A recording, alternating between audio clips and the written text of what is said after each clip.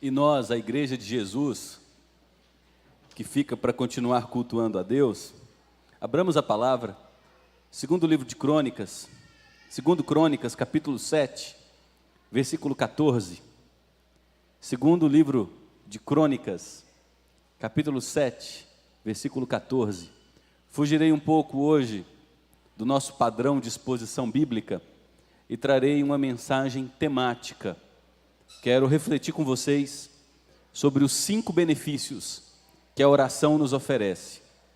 Utilizaremos esse texto de 2 Crônicas, capítulo 7, versículo 14, um texto conhecido, para refrescar a nossa memória sobre as promessas de Deus para a oração. Depois caminharemos em outros textos bíblicos, a fim de vermos os benefícios que uma vida de oração promove a cada um de nós, discípulos de Jesus. 2 Crônicas 7, versículo 14, diz-nos assim: se o meu povo, o texto fala comigo e com você, povo de Deus, que se chama pelo meu nome, se humilhar, orar, me buscar e se converter dos seus maus caminhos, aí vem a promessa de Deus, e que promessa maravilhosa: eu ouvirei dos céus, perdoarei os seus pecados e sararei a sua terra. Se o meu povo que se chama pelo meu nome, se humilhar, orar, me buscar, se arrepender dos seus maus caminhos, então eu ouvirei dos céus, perdoarei os seus pecados e sararei a sua terra. A oração é fundamental para o povo de Deus. Sem oração não há poder para testemunhar. Sem oração não há amizade com Deus. Sem oração não há força para lidar com os inimigos da jornada. O povo de Deus foi sempre marcado por uma vida forte de oração. Se não, relembremos, por exemplo, Abraão, em Gênesis capítulo 19, Deus diz: eu preciso comunicar ao meu servo Abraão o que estou prestes a fazer. E antes de Deus derramar seu juízo sobre Sodoma e Gomorra e aquelas regiões da planície, Deus fala com Abraão, e Abraão começa a interceder por aquela cidade. E o sobrinho Ló, bem como os filhos de Abraão, os filhos de Ló, são libertos da ira de Deus por conta da oração de Abraão. Nos lembremos também da oração de Jacó em Gênesis capítulo 32, no val de Jaboque. Jacó passa a noite inteira lutando com Deus. E Jacó diz: eu não vou deixar o Senhor ir embora enquanto o Senhor não me abençoar, enquanto o Senhor não me transformar. Por meio daquela noite de oração, de conflito, de luta com Deus, Jacó se torna Israel, transformado por Deus. Nos lembremos também da oração de Moisés, pelo povo que se perdeu. Moisés está há 40 dias no Monte Sinai, recebendo revelações extraordinárias de Deus. Mas o povo embaixo se perde, constrói um bezerro de ouro e adora esse bezerro de ouro. Deus então resolve destruir o seu povo, mas Moisés diz: se o Senhor for destruir esse povo, risca meu nome do teu livro. Moisés se coloca na brecha em favor do povo. Moisés ora pelo povo de Israel. Moisés se coloca diante de Deus para interceder, com convicção, para que Deus salve, perdoe, resgate o seu povo, tenha mais paciência com o seu povo.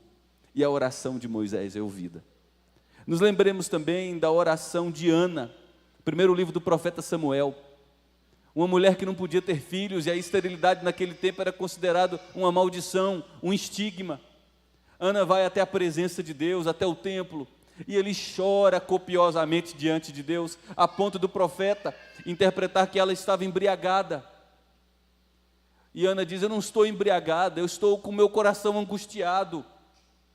Deus ouve a oração de Ana, e ela sai daquela oração com paz no espírito, e com pouco tempo depois, uma criança em seu ventre.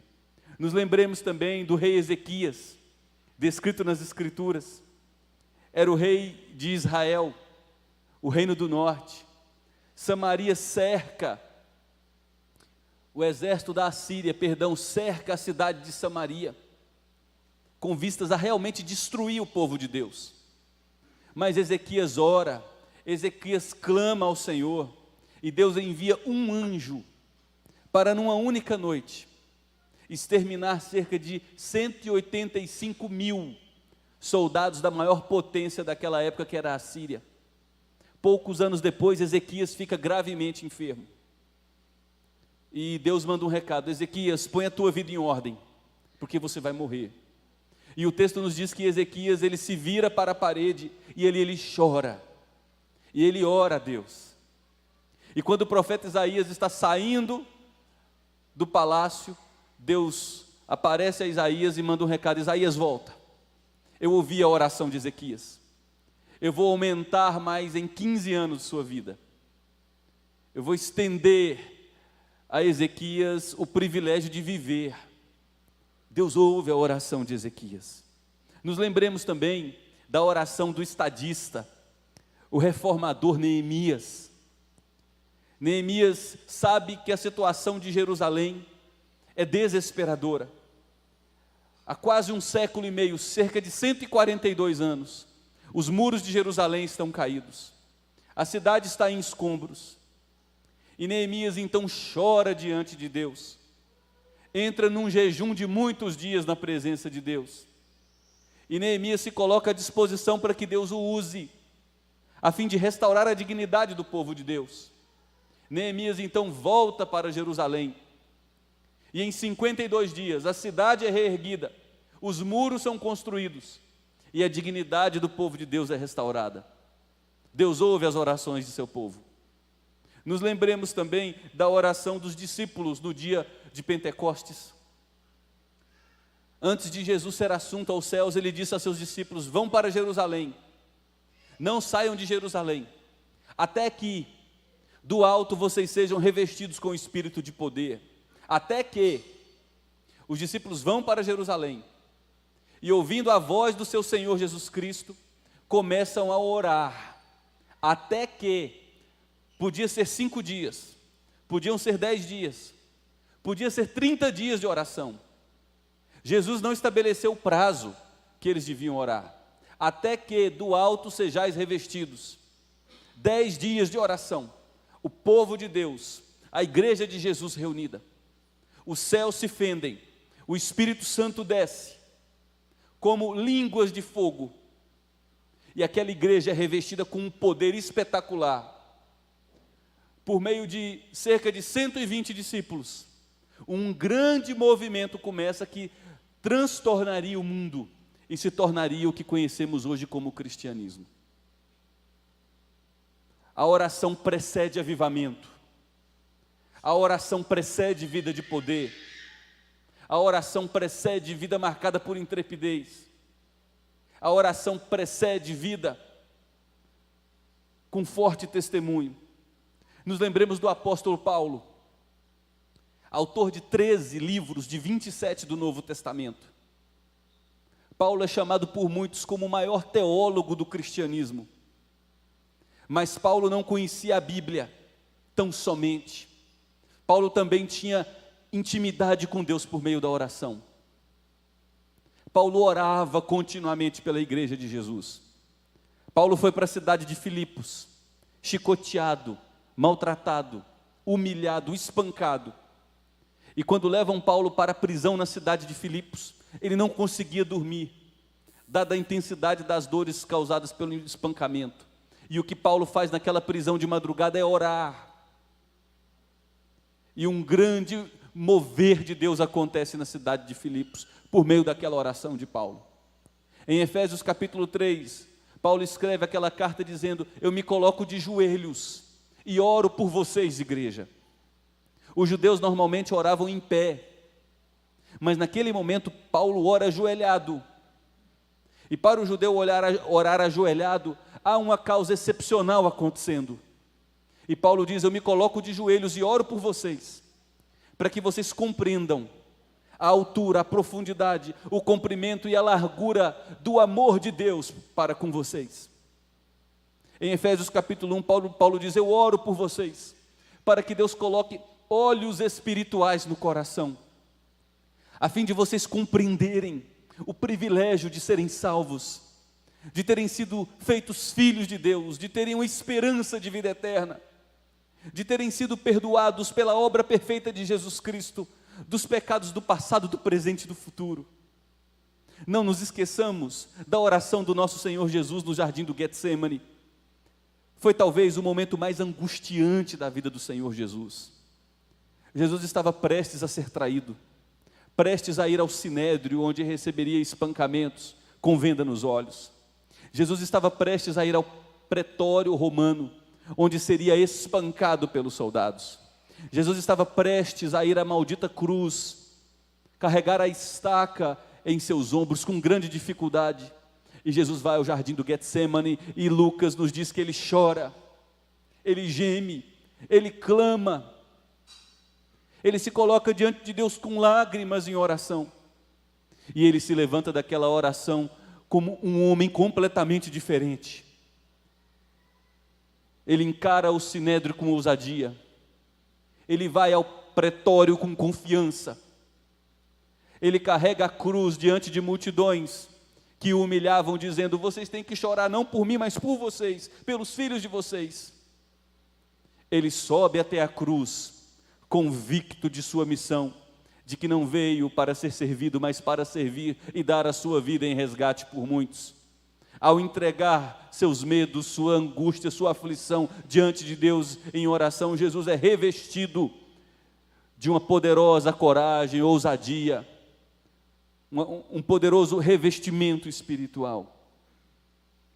E esse revestimento espiritual está disponível não somente a Jesus, ao apóstolo Paulo, ao rei Ezequias, a Neemias, mas a mim e a você. Paulo nos diz na segunda carta a Timóteo que o Espírito Santo, que é um espírito de poder, ele habita na vida de todo aquele que nasceu de novo, de todo aquele que se rendeu a Jesus Cristo como seu único e suficiente Senhor e Salvador. Não existe no cristianismo categorias de cristão, não existe cristão de periferia, não existe cristão com menor santidade, grau de santidade. Existe filho, como o pastor Neilon disse ainda há pouco, que deseja mais intimidade com seu pai.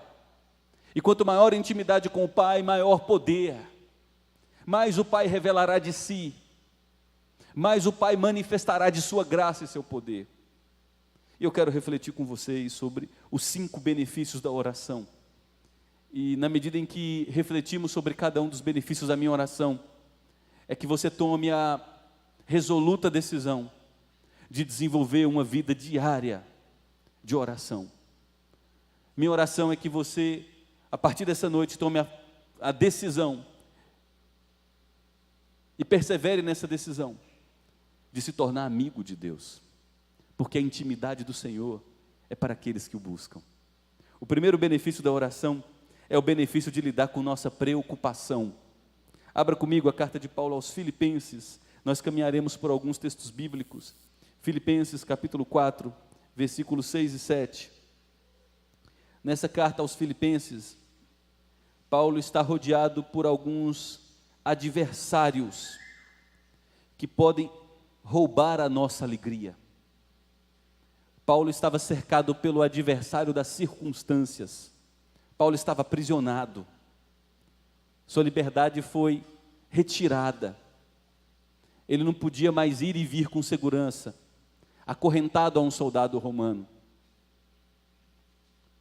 Paulo, em 2 Coríntios capítulo 11, o texto ali nos mostra que Paulo enfrentou espancamento, apedrejamento, açoites, passou fome, passou sede, passou frio, passou a vergonha da nudez. Paulo sofreu muitas dificuldades. E ele escreve a carta aos Filipenses no capítulo 4, no versículo 6 e 7, e ele diz a mim e a você: não fiquem preocupados com coisa alguma. E ele sabia o que era ter motivos para se preocupar. Dificuldade financeira, ele enfrentou. Traição de amigos, ele enfrentou. Ser esquecido, ele passou por isso. Ser honrado, bajulado, reconhecido, ele também teve experiência. Estar com barriga cheia, ele soube. Passar fome, ele também experimentou. E ele diz a mim e a você: não fiquem preocupados com coisa alguma. Há uma maneira de lidar com a preocupação. Em tudo, sejam conhecidos diante de Deus os pedidos de vocês, pela oração e pela súplica. Levem até Deus os medos, as preocupações, o que aflige vocês, porque Deus ouve nossas orações, Deus responde nossas orações. E quando Paulo insere o elemento súplica, ele deseja fazer o nosso olhar ir até o Getsemane e ver Jesus, o homem perfeito, a humanidade perfeita, suplicando a seu Pai em angústia, chorando diante de seu Pai, entregando a seu Pai aquilo que lhe atormentava. E Paulo estimula a mim e a você a fazermos a mesma coisa diante das nossas preocupações, com as nossas preocupações, levá-las todas em oração e com súplica, se necessário for, até Deus. E sairmos dessa oração, Paulo nos diz, com agradecimento, com ações de graças. Por que agradecer? Porque nós temos absoluta convicção de que Deus ouve a oração de seus filhos. Nós temos a certeza de que Deus responde à oração dos seus filhos com um sim, com um não ou com um espere. Ainda não chegou o momento. Esta situação está tratando de você. Esta circunstância aperfeiçoa você. Por meio desta luta, teu orgulho está sendo quebrado, tua humildade está sendo desenvolvida, tua dependência de mim está sendo aperfeiçoada. Esta provação é bênção, espere, ainda não chegou o tempo do fim, mas chegará. Deus ouve nossas orações, e nós devemos agradecer, porque Ele responde, nunca ficamos sem resposta. E Paulo nos diz que na medida em que levamos a Deus todas as nossas preocupações em oração e pela súplica, algo acontece conosco no versículo 7.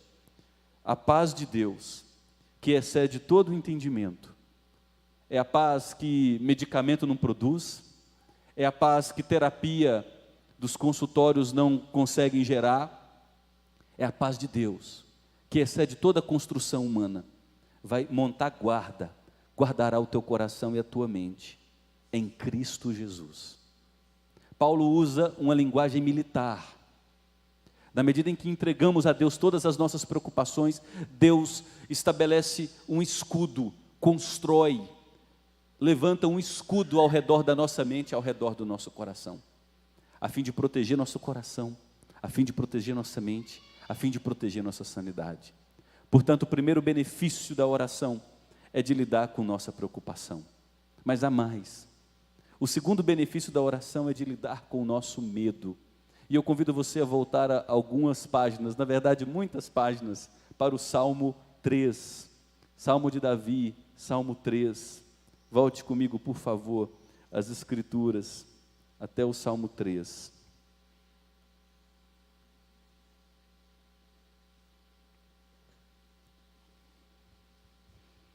Davi está envelhecido, sendo perseguido, pasmem, pelo próprio filho.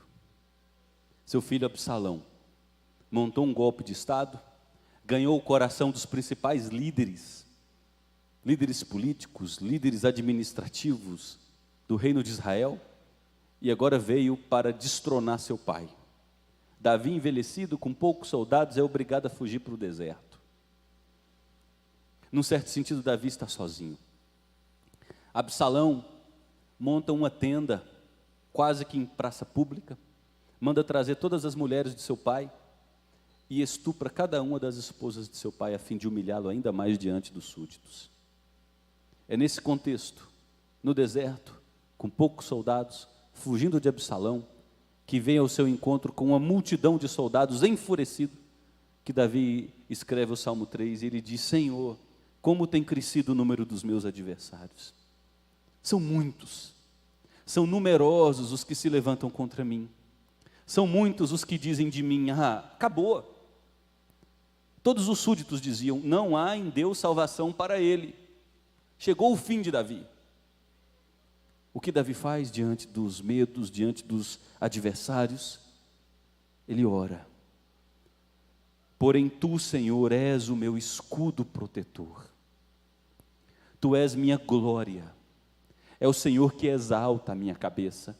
Com isso Davi está dizendo: o meu significado, o meu senso de propósito não está no poder que o reino me oferece. Meu senso de glória está em Ti. Minha dignidade está no Senhor, ó Deus Todo-Poderoso. Tu sim sempre foi o meu protetor. Foi o Senhor quem me deu o reino, foi o Senhor que me deu poder, foi o Senhor que me fez assentar entre príncipes, foi o Senhor que me revestiu de dignidade. Eu sei de onde vim, eu sei quem eu sou, e a minha dignidade não está naquela posição de poder, mas no Senhor. O Senhor é quem exalta a minha cabeça. Com a minha voz eu clamo ao Senhor, e Davi clama. E note só, e esse Deus do seu santo monte me responde. Santo monte aqui é uma figura de linguagem para se referir ao monte Sião, onde estava construída a cidade de Jerusalém. E quem estava em Jerusalém ocupando o trono era Absalão. Mas Davi diz: o Senhor não está ouvindo Absalão, o Senhor está ouvindo a mim, porque eu estou clamando a Ti. E note o que acontece com Davi, na medida em que ele clama, na medida em que ele ora. No versículo 5 nós temos as consequências da oração. Eu me deito e pego no sono. Irmãos e irmãs, amigos e amigas que são nossos convidados nessa noite, é fácil dormir quando estamos cercados pelo medo, quando somos assoberbados pelas preocupações. É fácil dormir quando olhamos para o futuro e aquilo que a gente vislumbra são portas fechadas. É fácil dormir diante do diagnóstico terrível, do desemprego, da falência, da possibilidade de fome, da traição. É fácil dormir quando estamos preocupados e assediados pelo medo.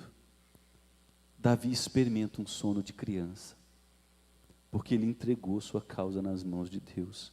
Eu me deito e pego no sono, eu acordo, porque é Deus quem me sustenta. Note o versículo 6, eu não tenho medo. Não é de seu filho, ele diz, dos milhares. São inimigos diversos. Eu não tenho mais medo. Dos milhares que tomam posição contra mim de todos os lados. A oração fez com que Davi deixasse de olhar para as circunstâncias e olhasse para o rei, assentado no alto e sublime trono, que criou cada uma das bilhões de estrelas, nomeou cada uma e a chama pelo nome. Davi para de olhar para as circunstâncias e olha para o Deus que alimenta pássaros que não plantam, não colhem, não guardam em celeiros, e tem muito amor por seus filhos, que somos nós, que pássaros. E ao olhar para o Deus que governa sobre as circunstâncias, o Deus soberano, Davi tem o medo arrancado de seu coração. A oração lida com nossas preocupações. A oração lida com nossos medos. A oração, em terceiro lugar, nos dá o benefício de nos fortalecer para os desafios. Passe algumas páginas e vá para o Salmo 139, também Salmo de Davi, por favor, Salmo 139.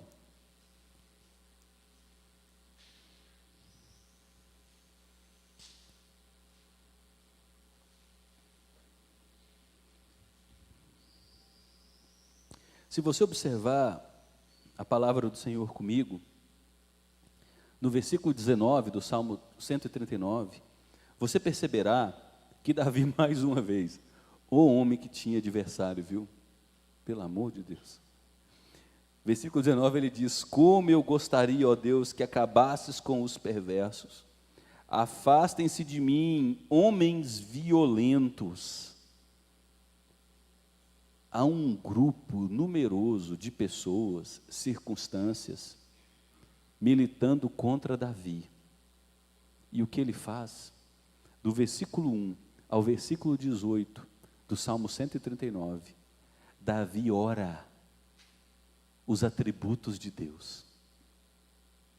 E ao orar os atributos de Deus, a glória de Deus, o poder de Deus, Davi é fortalecido para enfrentar os desafios. Do verso 1 em diante, Davi fala da onisciência de Deus, o Deus que conhece todas as coisas. Senhor, tu me sondas e me conheces, sabes quando me sento e quando me levanto, de longe penetras os meus pensamentos. O Senhor observa o meu andar e o meu deitar e conhece todos os meus caminhos. A palavra ainda não me chegou à língua e tu já a conheces toda. É o Deus de toda ciência, o Deus que conhece todas as coisas, que criou todas as coisas pela palavra de seu poder, com sua sabedoria inatingível. Do verso 7 ao verso 12, Davi ora a onipresença de Deus, o Deus que está em todos os lugares, completamente presente, de maneira infinita, com a plenitude de seu ser, e ao mesmo tempo não se mistura com sua criação, é separado de sua criação, está infinitamente presente em cada parte de seu universo criado. É o Deus onipresente. Note o versículo 7, para onde eu vou me ausentar do teu espírito? Para onde eu vou fugir da tua face? Tem jeito de me esconder de ti? Davi responde, se subo aos céus, lá eu te encontro. Se faço a minha cama no mais profundo abismo, abismo aqui é Sheol, o mundo dos mortos, se eu morro e sou enterrado, ele diz, lá estás também. Se tomo as asas da alvorada e me detenho nos confins dos mares, ainda lá a tua mão me guiará e a tua mão direita me susterá. Alvorada aqui significa, se eu pudesse estar de norte a sul, de leste a oeste, onde o sol nasce, onde o sol se põe, simultaneamente, ao mesmo tempo, nesses dois extremos do planeta, em cada um desses extremos, a plenitude da tua glória e da tua presença estariam lá comigo. Se eu digo, as trevas com certeza me encobrirão, e a luz ao redor de mim se fará noite, eu serei tomado por densas trevas, a ponto de não ser visto. Davi diz, até as próprias trevas não te são escuras, e a noite é tão clara como o dia, para ti as trevas e a luz são a mesma coisa, não tem como me ausentar da tua presença, o Senhor está presente comigo o tempo todo. E do verso 13 ao verso 18, Davi recorre à onipotência de Deus, o Deus Todo-Poderoso, que criou todas as coisas pela palavra de seu poder, que sustenta todas as coisas por conta de seu poder infinito, inatingível. Davi diz, tu formaste o meu interior, o Senhor me costurou, me bordou, me tricotou no ventre da minha mãe. Graças te dou, visto que de modo assombrosamente maravilhoso me formaste, as tuas obras são admiráveis e a minha alma o sabe muito bem. Os meus ossos não te foram encobertos, quando no oculto fui formado e entretecido como nas profundezas da terra. Como nas profundezas da terra significa na escuridão, no ventre materno, Deus fazendo a vida humana se desenvolver, desde a sua concepção. Por isso os cristãos, o verdadeiro povo de Deus, é veementemente contrário ao assassinato de crianças. Nossa cultura, o Ocidente, responderá diante de Deus por um assassinato em massa, milhões e milhões de crianças assassinadas ao redor do Ocidente todos os anos. E o salmista, para falar sobre o poder de Deus, ele se lembra da concepção de Deus formando o interior do bebezinho no ventre da mãe. Versículo 18, os teus olhos viram a minha substância ainda informe, e no teu livro foram escritos todos os meus dias, cada um deles escrito e determinado, quando nenhum dos meus dias ainda existia. Davi recorre à onisciência de Deus, o Deus que sabe todas as coisas. Davi recorre à onipresença de Deus, o Deus que está presente conosco o tempo todo. E Davi recorre à onipotência de Deus, o Deus todo-poderoso. E ao orar os atributos de Deus, Davi entrega seus adversários, seus inimigos nas mãos desse Deus todo-poderoso. E assim ele é fortalecido para lidar com os desafios. Como a oração nos fortalece.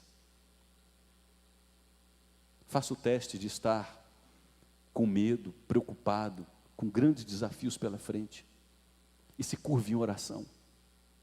Vá orar para ver o que acontece. Deus ouve a oração do seu povo. Eu li o livro do reverendo Hildo, da Missão Vida, e nós como igreja precisamos orar pelo reverendo Hildo. O reverendo Hildo está num quadro de depressão há cerca de 8 meses, uma depressão muito severa, e precisa das nossas orações. E um dos livros que o reverendo Hildo escreveu, relatando brevemente alguns milagres que ele experimentou em todos esses anos de Missão Vida, ele disse que assim que construiu o primeiro centro de recuperação para moradores de rua, ele estava no escritório, e aí chegou uma das cozinheiras e disse: pastor, nossa panela tem mais ou menos essa altura aqui. A quantidade de arroz que nós temos não cobre 3 dedos de panela. E para alimentar esse povo nós precisamos de panela cheia. O reverendo Hildo pediu à cozinheira para fechar a porta do escritório e disse: não temos dinheiro. Não entrou ofertas, não temos recursos. Vamos orar. Se ajoelhou com a cozinheira, e ele conta no livro que começou a orar. E orou para que Deus agisse naquela situação. A cozinheira se levantou, ele se levantou, ela voltou para o seu trabalho, ele para o dele. Passada 1h30, próximo ao horário do almoço, ela entra toda eufórica. Pastor, vem aqui, o senhor precisa ver o que aconteceu. Ele estava atarefado e preocupado com outras demandas daquela obra tão grande, que orou e nem ficou mais concentrado naquela causa. Entrou na cozinha, a cozinheira tirou a tampa, e o arroz estava transbordando da panela. Deus faz coisas. Quando oramos, Deus nos reveste com convicção de que Ele é poderoso, de que Ele é nosso Pai, de que Ele é Senhor, de que Ele está conosco, de que Ele não nos desampara, de que Ele tem planos melhores que os nossos, projetos maiores que os nossos, para nos dar um fim proveitoso, melhor que nossos projetos para a nossa vida. Eu quero estimular os adolescentes e jovens aqui, tão preocupados com o futuro, tão preocupados com sua vocação. Comecem a orar e a entregar o futuro vocacional de vocês nas mãos de Deus. Deus, toma a minha vida. Deus, eis-me aqui. Deus, eu entrego minha saúde, minha juventude, meus projetos, minha vitalidade, minha energia, os anos que virão, eu entrego em tuas mãos. Faça de mim o que bem quiseres. Olha, você viverá uma vida rápida, porque a nossa vida é muito rápida, mas com a convicção de que viveu uma vida que valeu a pena. Comece hoje, adolescente e jovem, a orar e a buscar intimidade com Deus para o teu futuro, que Deus te usará com graça, no meio dessa geração em trevas, bilhões de pessoas caminhando para o inferno, e Deus deseja usar você, jovem, adolescente, nas vocações mais diversas, nas atribuições mais diversas, para por meio de sua vida levar a luz da glória de Jesus Cristo, e trazer pessoas da morte para a vida, das trevas para a luz, do inferno para a eternidade, na bendita presença do Jesus que morreu e ressuscitou, subiu aos céus, está sentado à direita de Deus e voltará para reinar para todo sempre. A oração nos fortalece, mas mais que isso, a oração oferece o benefício de nos ajudar a lidar com nossas frustrações. Volte algumas páginas do primeiro livro do profeta Samuel, por favor. Primeiro livro do profeta Samuel. Vocês hoje vão ficar bons de Bíblia, hein? Depois do livro de Ruth, Juízes, Ruth, nós temos o primeiro livro do profeta Samuel, capítulo 1. Primeiro livro do profeta Samuel, capítulo 1.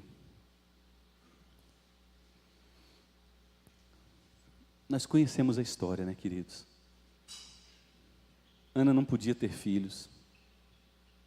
Ela era humilhada pela outra esposa de Eucana, seu marido, até que ela resolveu fazer a única coisa que estava em suas mãos para lidar com aquela frustração de não ter filhos. Não ter filho naquele período, naquela cultura, era conhecido pela comunidade ao redor como maldição. Muitos olhavam para a mulher estéril e se perguntavam: o que ela fez de errado para ser punida por Deus? Qual maldição está sobre ela? A esterilidade era um estigma terrível. E aquilo causava uma dor muito grande no coração de Ana. Ela foi até o templo e ela orou. Mas ela não só orou, ela chorou. Ela trouxe para fora seus gemidos, sua frustração. A oração de Ana é a oração que nós podemos chamar de visceral. A Bíblia usa essa expressão quando quer falar algo que está dentro de nós ali, nos machucando, está entalado na goela. Vem das vísceras. Ela coloca tudo diante de Deus. Clamor, gemido, súplica. A ponto do profeta Eli interpretar que ela estivesse embriagada. No versículo 14, Eli diz para ela: até quando você vai ficar embriagada? Trate de ficar longe do vinho, mulher. E ela disse: não, meu senhor, eu sou uma mulher angustiada de espírito. Eu não bebi vinho nem bebida forte. Apenas estava derramando a minha alma diante do Senhor. Ela levou suas frustrações. Aquele que ouvia completamente, recebia perfeitamente e possuía poder para responder e para agir. Olha o que aconteceu depois que Ana orou, versículo 18: que eu possa encontrar favor aos seus olhos. Ela disse isso porque Eli disse: olha, que o Deus de Israel te conceda o que você pediu. Ela não sabia se ficaria grávida, mas veja o que a oração fez com ela no final do versículo 18. Então ela seguiu o seu caminho, comeu alguma coisa e o seu semblante já não era triste. Muitas pessoas amarguradas, frustradas, com tantos traumas, ficam arrastando cadáveres acorrentados em suas costas, em estado de decomposição por tantos anos, e sorvendo aquele aroma podre.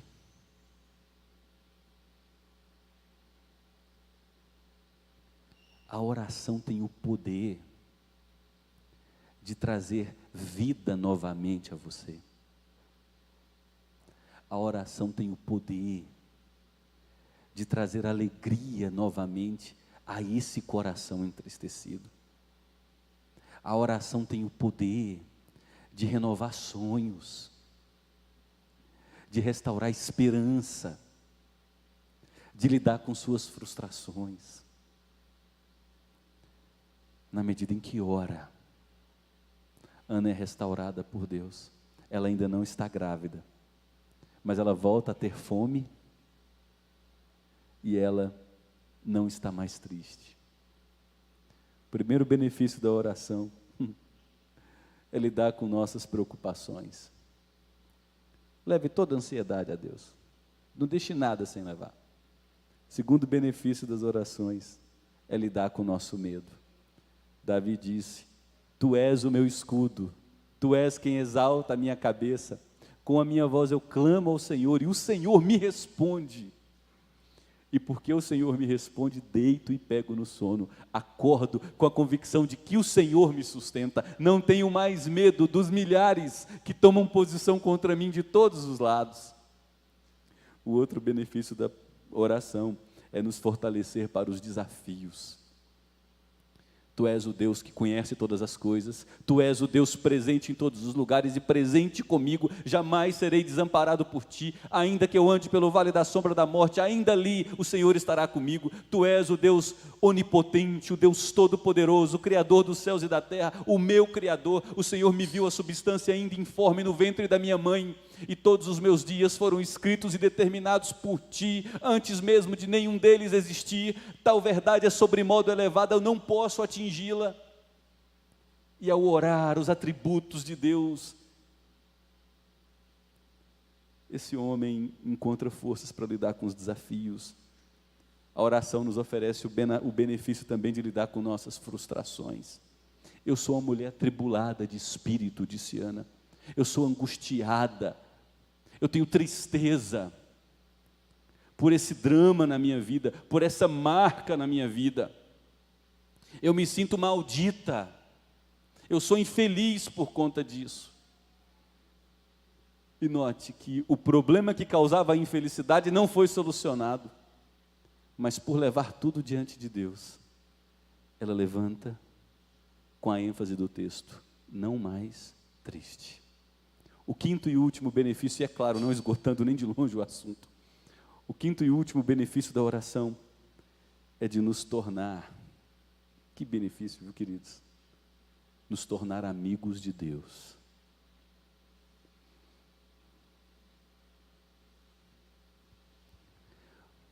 Uma das bem-aventuranças ditas por Jesus no Sermão do Monte foi: os limpos de coração. Bem-aventurados, mais que felizes são os limpos de coração, porque eles verão a Deus. Dr. Martin Lloyd Jones já dizia, um grande pastor e teólogo do século passado, que abandonou a medicina para se dedicar ao pastorado. Dr. Martin Lloyd Jones dizia que a glória das glórias é ver Deus,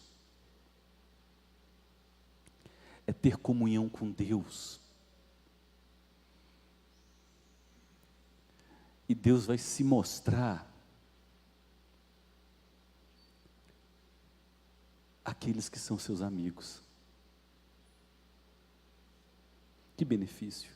Lucas capítulo 3, vamos para o Novo Testamento? Voltar para o Novo Testamento. É importante a gente caminhar pelas Escrituras, porque lamentavelmente há um grupo de pastores que se perdeu, que coloca muito ensino errado na cabeça de crentes ingênuos, dizendo que o Antigo Testamento caducou.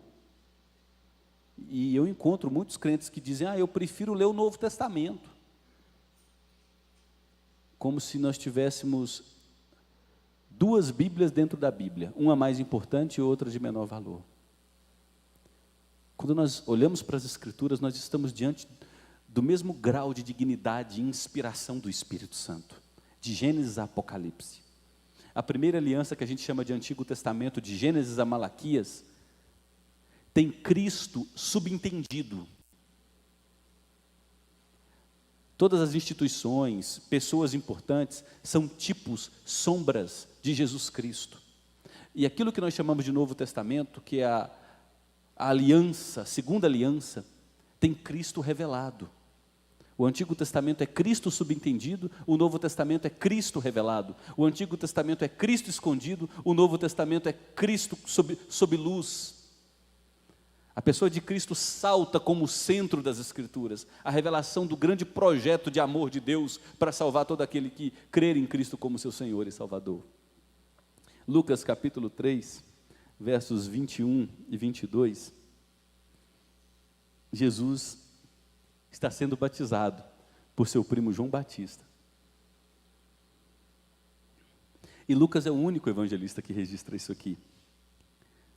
Ao ser todo o povo batizado por João Batista, Jesus também foi batizado.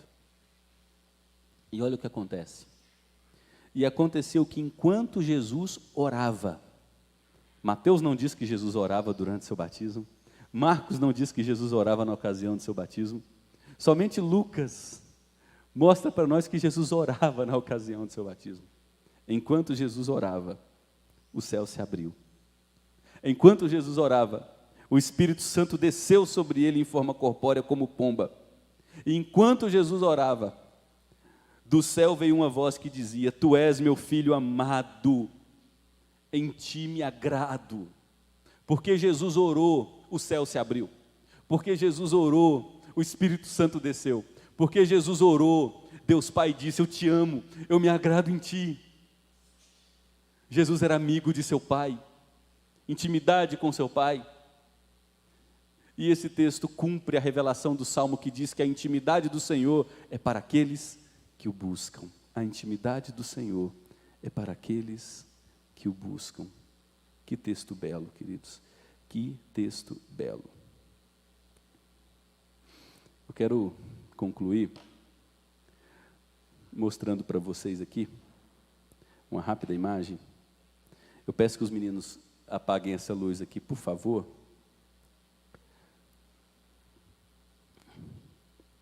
Nós vimos sobre os benefícios da oração 5.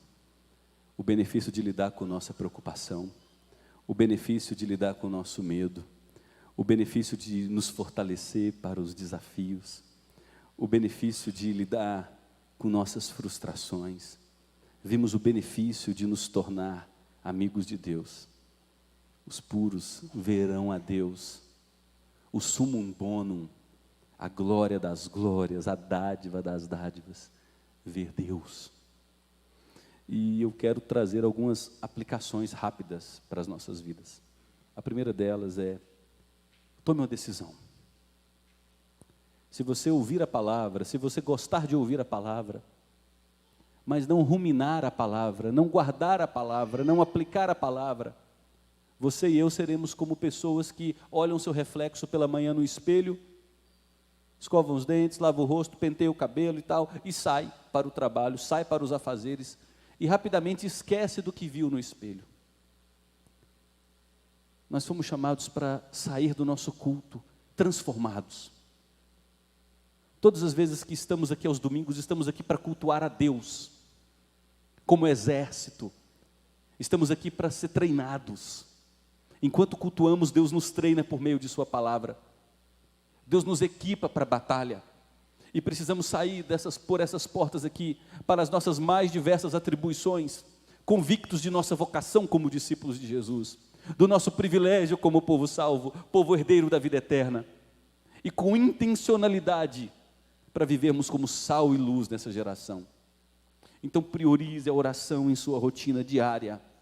Estabeleça o compromisso: eu colocarei a oração como um dos pilares do meu dia. Uma prática inegociável. Eu sei que domingo passado eu fiquei emocionado, eu me comprometi, e durante a semana as coisas não aconteceram como eu gostaria, mas mais uma vez eu preciso, Deus, da tua graça. Assuma um compromisso. Em segundo lugar, ore pela manhã, ore no meio da tarde e ore ao anoitecer. Vida de oração não se começa com muito tempo. Nem sempre o mais é mais. Muitas vezes o menos é muito mais. Então comece ao acordar, uma oração de 2 minutos. No meio da tarde, período que você separa para o lanche, parar ali 15, 20 minutos. Tenha mais uma oração de 2, 3 minutos. Final da tarde, se você vai fazer uma caminhada, vai para a academia, início de noite, tem mais um momento de oração. Estabeleça pontos para essas orações. Pela manhã eu vou entregar meu dia a Deus. No período da tarde quero confessar meus pecados, ou quero agradecer pelo sustento de Deus. À noite eu quero interceder por pessoas. Em terceiro lugar, tem um ambiente planejado para você orar. Se a gente não construir um ambiente planejado, a gente não vai orar, vai ter dificuldades.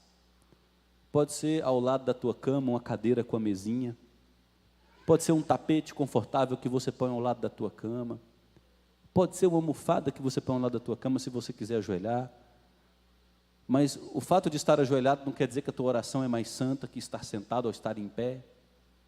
Então você pode orar em pé, pode orar sentado, pode orar ajoelhado. De preferência não orar deitado, porque quando você acorda e vai orar deitado, a chance de você cochilar de novo é muito grande. Você pode orar no carro.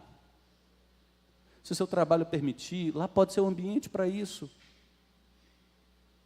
Construa um ambiente. Você pode orar na sala. Você que mora no apartamento tem uma sacada. Você pode providenciar um cantinho aconchegante. Pode ser sua cozinha. Aquele ambiente planejado, limpinho, organizado. Eu tenho uma área lá em casa que meus inícios de manhã são ali. Eu gosto de um cafezinho expresso, né, Marcelão e mais os cafezeiros. Faço um cafezinho expresso. Abro minha Bíblia, papel, caneta. E ali eu vou ler um capítulo, 2 capítulos, vou anotar, vou refletir nos princípios que eu li. O que aquele texto revela sobre Jesus, sobre mim. Exemplos bons a seguir, exemplos ruins a evitar. O que aquele texto revela sobre Deus, sobre a obra do meu Jesus Cristo. Aonde aquele texto me toca na minha vida, me convocando a aplicar mudanças. Então tem um ambiente planejado. Some a oração, em quarto lugar, uma firme rotina devocional. Além de orar, não abra mão de ler as Escrituras. Não é ler devocional, tá, queridos? Tem gente que acha que ler devocional se tornou espiritual. Não é ler devocional do Max Lucado, John Piper, pode ser grandes nomes, John MacArthur, Charles Spurgeon. Não. Devocional é você abrir a Bíblia, ser alimentado pela Bíblia, todos os dias. Porções curtas. Escolha um livro bíblico, vá do início ao fim daquele livro, primeiro versículo até o último. Evite usar a Bíblia como caixinha de promessas. Vamos ver o que Deus fala comigo hoje. Hoje te pedirão a tua alma. Não é isso que Deus quer comigo, não. Né? Aí você vai para outro texto até achar o que Deus quer falar contigo. Então, comece um livro, vá até o fim daquele livro. Vá refletindo, ponderando. E em último lugar, se você tiver dúvidas sobre como começar a orar, eu recomendo você a se inspirar nos princípios ensinados por Jesus na oração que nós chamamos de Pai Nosso. Nós vimos esses princípios em detalhes em 2 pregações anteriores. Jesus nos ensina na oração do Pai Nosso o princípio da gratidão pela intimidade. Pai Nosso. Obrigado, Deus. Eu tenho um Pai.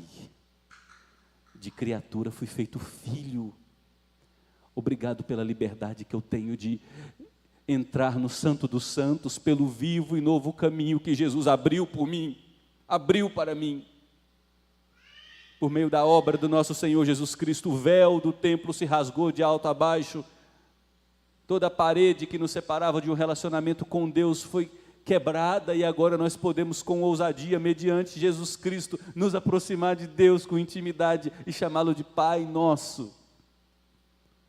Você pode agradecer, começar agradecendo pelo privilégio de ser filho, amado, acolhido, salvo. O segundo princípio é a exaltação. Pai nosso que estás no céu, santificado seja o teu nome. Deus é nosso Pai, mas é separado de sua criação. É Deus de poder, de honra, de glória, de soberania, de majestade. É o Deus inalcançável. É Deus infinito em todos os seus atributos, infinitamente poderoso, infinitamente onipresente, infinitamente onisciente, infinitamente amoroso, infinitamente santo, infinitamente justo, infinitamente eterno, infinitamente misericordioso, paciente, bondoso, fiel. Exalte os atributos de Deus, como Davi fez no Salmo 139. Depois Jesus nos ensina a conformidade com a vontade de Deus. Venha o teu reino, venha o teu reino, seja feita a tua vontade assim na terra como no céu. E aí você pode nesse momento entregar a Deus teus projetos, teus planos, tuas intenções e dizer: Deus, não seja a minha vontade, mas a tua. Oh Deus, eu coloco diante do Senhor esses planos, Se isso não for o melhor para a minha vida, frustre esses caminhos, feche as portas, porque há sonhos nossos, queridos, há projetos para os quais nós empreendemos tanta energia, que vão nos fazer tanto mal, que vão nos afastar da intimidade com Deus, que vão nos afastar da intimidade com o povo de Deus, que vão nos afastar da vida de oração, que vão nos afastar da palavra de Deus, que vão endurecer nosso coração, que vão nos fazer andar numa estrada de pecado que vai nos afastando lentamente, endurecendo nosso coração lentamente, e quando a gente vê, a gente se perdeu por completo. Então ore, conformando sua vontade à vontade de Deus. O quarto princípio que Jesus nos ensina na oração do Pai Nosso é a gratidão pela provisão. O pão nosso de cada dia nos dá hoje. Obrigado, Deus. É bem possível que quando você estiver orando, você estará vestido, porque a gente pode orar debaixo do chuveiro também. É bem possível que você estará diante de uma refeição, ou estará alimentado. É bem possível que você estará no trabalho, ou indo para o trabalho, na escola, ou indo para a escola, na universidade, ou indo para a universidade. Você estará vivo. E o fato de estar vivo já conjuga tantos motivos para você e eu agradecermos. Então agradeça pela provisão de Deus. Depois você pode confessar pecados. Olha que ordem bacana. Eu vou agradecer pela intimidade, exaltar o nome de Deus, vou colocar meus planos para serem conformados à vontade de Deus, que é boa, perfeita e agradável, vou agradecer a Deus pelo cuidado dEle, pela fidelidade, pela misericórdia derramada sobre a minha vida, vou confessar meus pecados, perdoe as minhas ofensas. E aí, diante de um Deus soberano, queridos, infinitamente santo e justo, há muitas ofensas, e a gente vai trazer o nosso coração diante de Deus. E note o quanto Jesus é criativo e sábio. Ele coloca junto a confissão de pecado com a concessão de perdão. Perdoe os meus pecados assim como eu tenho perdoado a quem me tem ofendido. Você vai confessar seu pecado na certeza de que será perdoado pelos méritos de Jesus, e você vai começar a ter que lidar com a sua amargura, seu ressentimento, esses cadáveres que destroem você, te afastam da graça de Deus, da santidade, que te perturbam, que perturbam pessoas ao teu redor, que te tornam endurecido. E na medida que você for ruminando tua amargura, teu ressentimento, você verá o quanto precisa ser tratado por Deus e vai clamar o tratamento dEle, vai pedir graça a Deus para lidar com você, para te perdoar, para te fazer orar, dizendo: eu perdoo. Ontem eu assisti um filme com a Raquel, finalzinho de noite. É bom, né, maridos? Mulher deitar no ombro assim, assistir um filme no final de noite, sábado à noite. Se vocês se afastaram dessa intimidade, eu só lamento para vocês, eu tenho que voltar. E a gente assistiu um filme, e que filme sério. Um dos filhos da família, uma das crianças da família, foi molestada e foi assassinada. A vida do pai acabou. E esse pai é levado, depois de anos sem viver, a uma reflexão dos propósitos de Deus. Deus Pai, Deus Filho, Deus Espírito Santo. E esse pai, ele é estimulado a dizer: olha, eu abomino o que ele fez com minha filha, mas eu o perdoo. E houve uma frase que foi muito, muito importante de ouvir. A pessoa disse para aquele pai: quando você diz eu perdoo, você apenas começa a abrir a porta para esse cadáver ser enterrado. Talvez você tenha que dizer 1000 vezes, até isso se tornar verdadeiro para você. Mas você precisa abrir a porta e dizer: eu perdoo, eu perdoo, eu perdoo. E a filha desse cara foi assassinada e ficou desaparecida. E ele encontra a menininha dentro de uma espécie de gruta. e precisa vesti-la num lençol. É uma cena muito forte. E estar com essa menina nos braços, andando na floresta. Ele andando na floresta para enterrar sua filha, que não havia passado pelo enterro. E ele vai andando com a menininha e dizendo: eu perdoo, eu perdoo, eu perdoo, eu perdoo. O que acontece na cena seguinte é que aquele pai volta a viver. Ele volta a perceber que ainda há vida, além da dor e da tragédia. Ainda há uma esposa, ainda há filhos vivos, ainda há vida para ser vivida sob a graça de Deus. Depois a gente começa a pedir por livramentos, mas livrai-me do maligno. Pedir por proteção, pedir pelo sustento de Deus, pedir pelo cuidado de Deus. E por fim a gente ora afirmando o poder de Deus. Pois teu é o reino, o poder e a glória para sempre. Como é bom terminar uma oração assim, né? Dizendo: Deus, eu entreguei a minha oração ao Senhor, dono de todo o poder, cujo reino é eterno e para todo sempre. Eu descanso e entrego em tuas mãos. Amém. Amém.